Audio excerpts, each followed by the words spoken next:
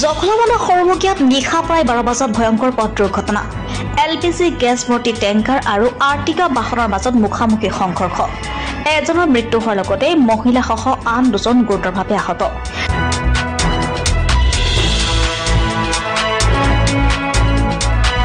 মৃত্যু হোৱাজন যোৰহাটৰ অভিজিত শইকীয়া বুলি জানিব পৰা গৈছে AS03AK 5253 নম্বৰ আৰ্টিকা বাহনখনে জখলাবনা টাউন পাৰ হৈ সৰুভগীয়াত বিপৰীত দিশৰ পৰা আহি থকা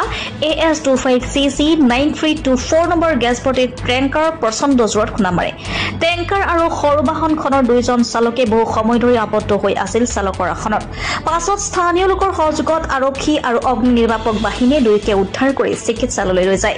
চিকিৎসালয়ত আৰ্টিকা বাহনৰ চালকজনক চিকিৎসকে মৃত বুলি ঘোষণা কৰে গেছ টেংকাৰখনে সৰু বাহনখনক মহতিয়াই নি এঘৰৰ পকীবেৰ ভাঙি এজোপা গছত খুন্দা মাৰি ৰৈ যায় গেছৰ টেংকাৰ হোৱাৰ বাবে স্থানীয় বাসিন্দাসকলো আতংকিত হৈ পৰে কলিয়াবৰ পৰা অনুপ বৰা ৰিপৰ্ট আসাম লাইভ 7